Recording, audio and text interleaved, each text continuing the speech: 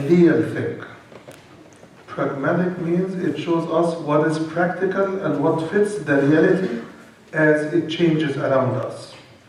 I'm going to give a couple of examples, but for now, we are going to not delve into anything political, but just to see how the Quran gives us the correct vision, not the experts of the TV and CNN and all of those.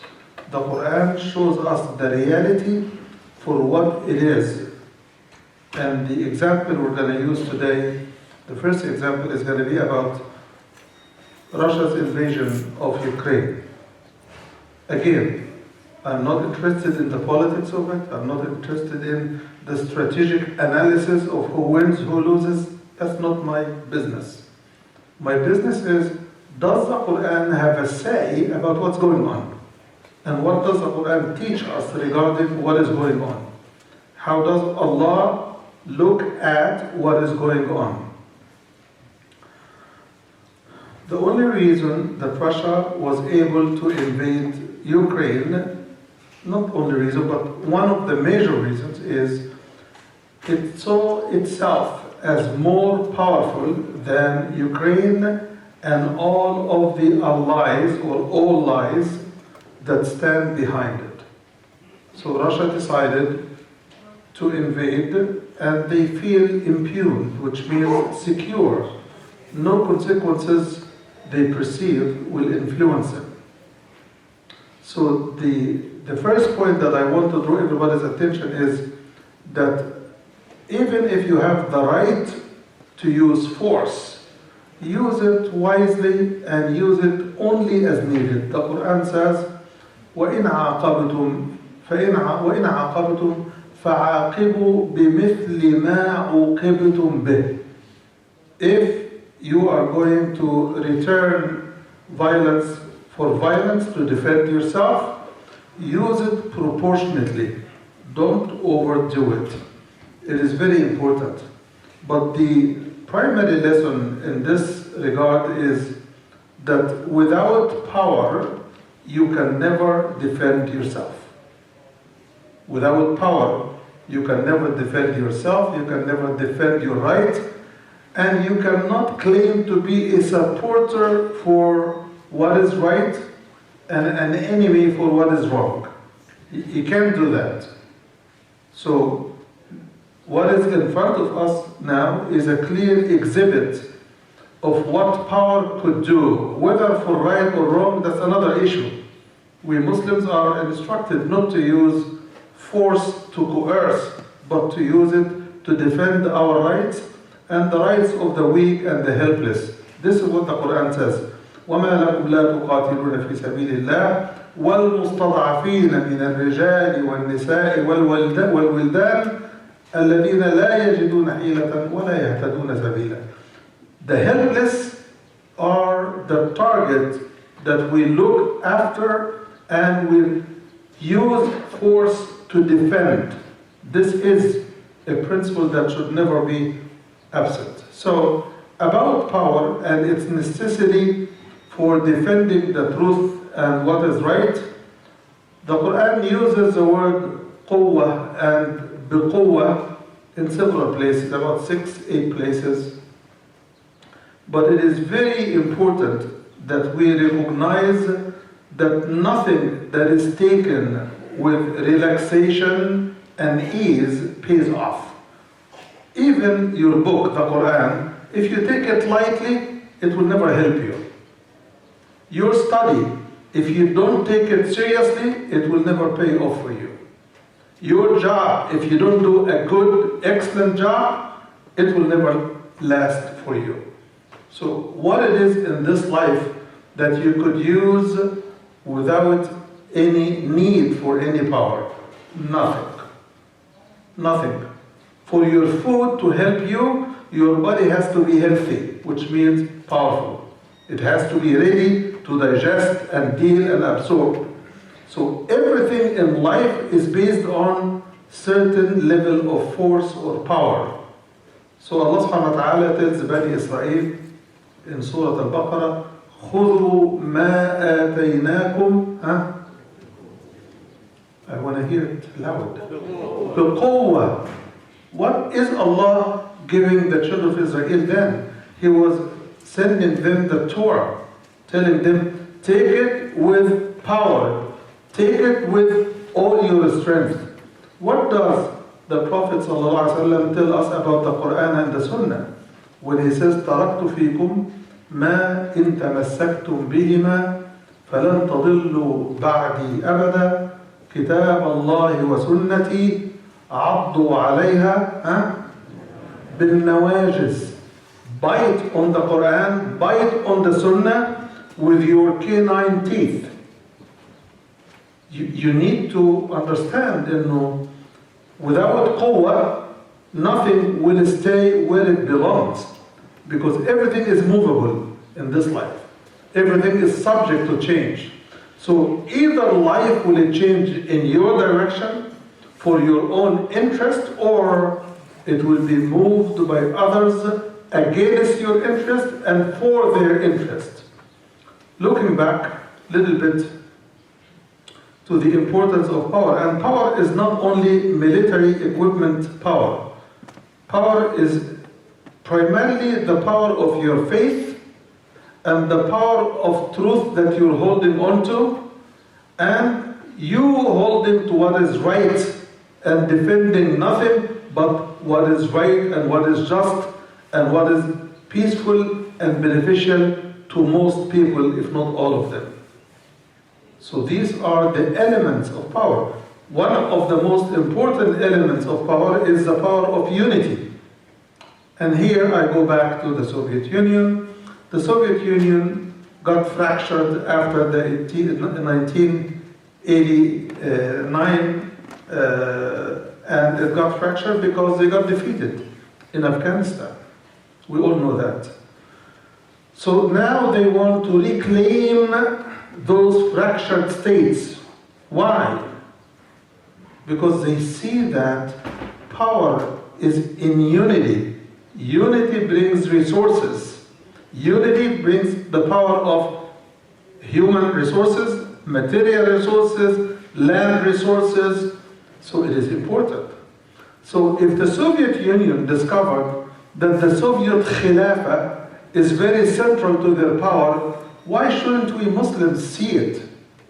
They are giving us very vivid example, and Allah is showing us this example that the power they enjoy is all of the above.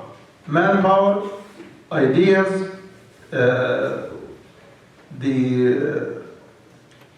land resources, the material resources, the invention resources. They invented a lot of stuff.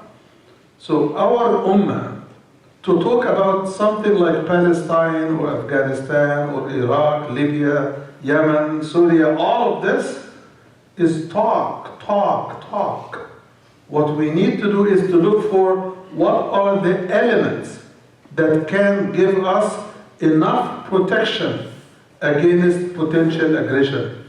And this is exactly what the Quran tells us. The Quran says, وَأَعِدُّوا لَهُمْ مَا اسْتَطَعْتُمْ مِنْ قُوَّةٍ. You have enemies like every other human being. Every community has enemies. It's normal. We are not all created the same. So Allah is telling you, if you want to protect your own, you have to prepare. So power is not just a gift from Allah, it is also something that you have to prepare. And when we abrogate this responsibility, we definitely are going to lose. And we see it. We are losing one country after another, and now we are losing several countries all at once just because we don't have the power. And I'm not going to get into the politics of where do we get the power and all of this. I'm focusing on the principal issue. We know where the weaknesses are in our ummah. But one of those weaknesses that is breaking our backs is the lack of unity and the lack of power. So when somebody talks to you about Khilafah is not, history is, Just don't listen, don't waste your time. The Soviet Khilafah has proven to be stronger than the American-led Khilafah. But where is the Islamic Khilafah? Because they attacked it, it became a taboo. We cannot talk about it. We must unite. We must work for unity. So this is point number 1. Also, Allah subhanahu wa ta'ala talks about Prophet Musa in Surah Al-A'raf, saying, وَكَتَبْنَا لَهُ فِي الْأَلْوَاحِ مِنْ كُلِّ شَيْءٍ مَوْعِظَةً وَتَفْصِيلًا لِكُلِّ شَيْءٍ فَخُذْهَا بِقُوَّةٍ. So how do we take the Quran with power and strength? What does Allah mean? خُذْهَا بِقُوَّةٍ. خُذُوا مَا آتَيْنَاكُمْ بِقُوَّةٍ. It means take it with the strongest resolve and will Allah has given you. Don't underestimate the power that Allah has put in your hands and around you. Use all of these powers as resources to help you push back against aggression. So we cannot overlook this and hope and wish that one day Allah will bring the Khalifa to do what? Which Khalifa can do anything now? Even the concept has been attacked by Muslims much more than it is by others. So we have to be careful. Unless our awareness is deep and solid, we will not be able to move the mountains standing in our way toward dignity.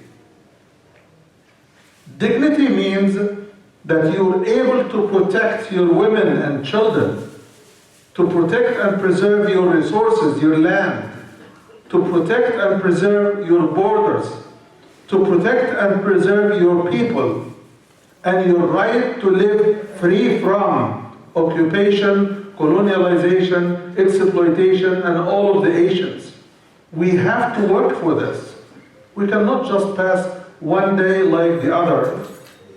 If all of our days are the same, who's going to bring a better tomorrow? Except our hands. Allah says in the Quran clearly, وَأَنْ لَيْسَ لِلْإِنسَانِ إِلَّا مَا سَعَى. Man never gets except what he works for. Sa'a, which means to look for something, to work for it, to make it your mission in life. This ummah is weak in every aspect, from education to healthcare to agriculture to technology to everything. We are relying on every enemy there is to provide us with the basics. And now that about 80% of the wheat coming to the Muslim world is coming from Ukraine and Russia. As they are at war, those supplies are running out. What are we going to do? Wheat, which is one of the basic elements, staples for life. And as if there is nothing. There is nothing. No backup plan. Nothing. As if we have not been hearing about this conflict now for the better part of the past year. But no preparation. Why? Because we are not ruled by people from within the people. We are ruled by political agents for our enemies that they call their masters. They fear none but them. They don't fear Allah, they don't fear their people. We must change. Allah subhanahu wa ta'ala says, إِنَّ اللَّهَ لَا يُغَيِّرُ مَا بِقَوْمٍ حَتَّى يُغَيِّرُوا مَا بِأَنفُسِهِمْ. We must change what is in ourselves. Whom do we fear the most? Where do we place our hopes for the most?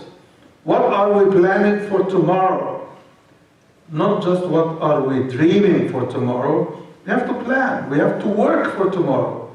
Tomorrow is not going to be better than today unless we make it better. We have to make it better. And I know, I'm not talking to the entire ummah here, but you are my ummah, you are my people, and we are one ummah.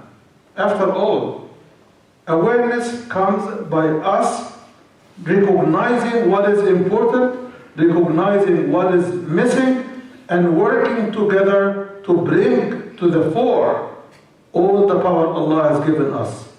If we don't want to recognize the power Allah has given us, He will take it away. And He will send His enemies to beat us up. And they have been doing it for the better part of the past 200 years. 2 centuries or more, they are beating us. They destroyed the Khilafah because they know without Khilafah, we are all broken small pieces that they can swallow very easily. This is not about calling for a physical revolution. I'm calling for awareness revolution. I'm calling for educating ourselves and searching for what makes us the ummah Allah intended us to be. Wallahi, if you read the Quran and you recognize what Allah is calling us to do, you know how huge and monumentous the task is. We are not just any ummah. We are the ummah of the Quran. The Quran is going to last until the day of judgment by the will of Allah subhanahu wa ta'ala. But that doesn't mean that we are going to live those years in dignity. We have to work. Anything that benefits you as a human, you have to work for it. Nothing comes for free. So, not only did Allah tell Musa, فَخُذْهَا بِقُوَّةٍ, take it with strength and resolve and power, but He also told him, وَأْمُرْ قَوْمَكَ يَأْخُذُوا بِأَحْسَنِهَا, command your people to follow the best there is in your Torah, to follow the best there is, which means use the best means, give it your best effort. Do not squander resources. Do not abuse resources, whether it is water or anything else. We have to lead our ummah. We are here in this country. Among us are doctors, engineers, and all types of professionals and other people who are doing marvelous job providing for their families. That is not why Allah created us. Allah put us here to be a support system for all the oppressed. You know what? Last night, I was thinking and talking to myself, and I said, if there were a khilafah, that Muslims are all united. Muslims, I'm not saying Arabs. I'm talking about Muslims. Do you know what would be the first duty in this war between Russia and Ukraine? It would have been to stand against the one who initiates aggression. If this is true, if 2 Muslim communities fight, it is more true when anyone else fights and initiates aggression, because aggression is not limited to the pain of the weaker side. When Ukraine is defeated, it will not supply other nations with what it produces, right?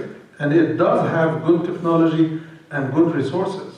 So the defeat of one small country like Afghanistan, it is a shame in our face and in our history that we have an ummah that we have accepted to be fragmented and broken down into small pieces. May Allah subhanahu wa ta'ala help us understand our deen. Ya Yahya, khudh al-kitaba biquwwa. O Yahya, take the book with strength and power and resolve.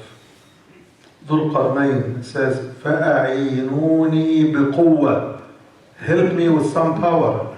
Help me with some hands. I need somebody to carry the iron and to help me set the fire and to help me form what is needed to build the fence that you're asking me to build. Then Allah subhanahu wa ta'ala in Surah Al-Anfal tells us, وَأَعِدُّوا لَهُمْ مَا اسْتَطَعْتُم مِّن قُوَّةٍ. Prepare whatever means of power. Allah is not telling you, prepare more power than they have. He is telling you, prepare whatever means of power you can. مَا اسْتَطَعْتُم. We are not doing even that minimum. That minimum, we are not doing. Even the power of faith, now faith is being attacked inside the Muslim Ummah. I'm not talking about people in the school in the West. I'm talking about Muslim children in their schools in the Muslim land. The curriculum is being reduced to few ayat about Salah and Tahara, but nothing else. As if this book is only sent down to correct our way of prayer, period. That's all what it is. It is one item of fiqh that our ummah has reduced Islam to be.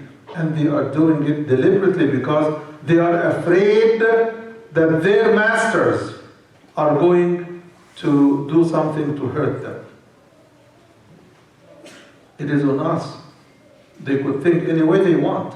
But our silence is what is enabling our own oppressors. It is our silence, it is our sitting on our hands that is causing us the helplessness that we complain from and suffer from.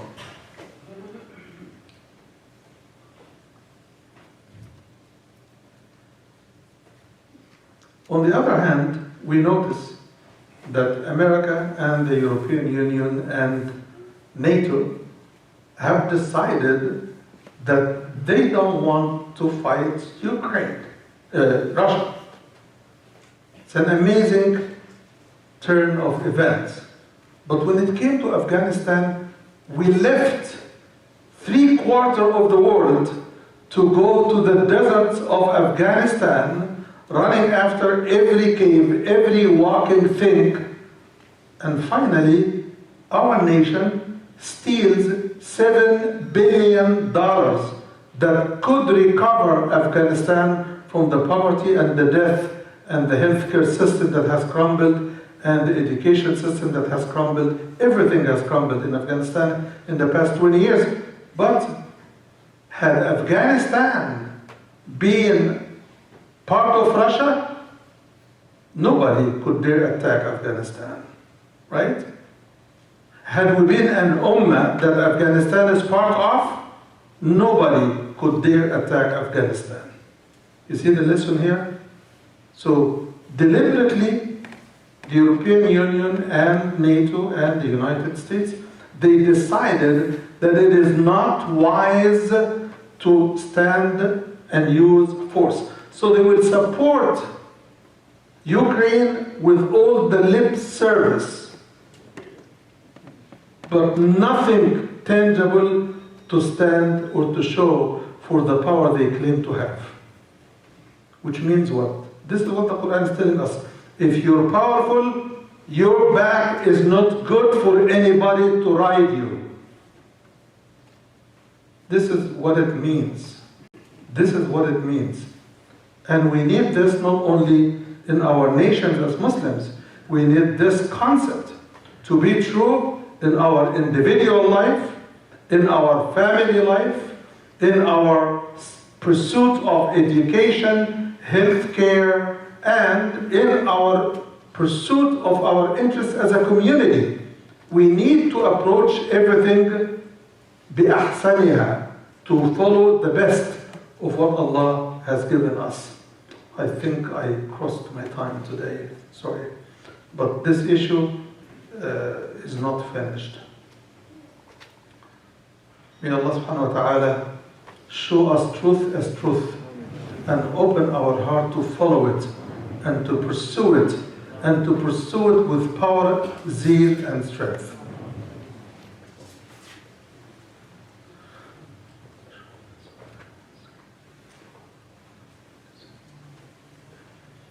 الحمد لله وكفى والصلاة والسلام على عباده الذين اصطفى وأشهد أن لا إله إلا الله وحده لا شريك له وأشهد أن محمدا عبده ورسوله وصفوته من خلقه وحبيبه.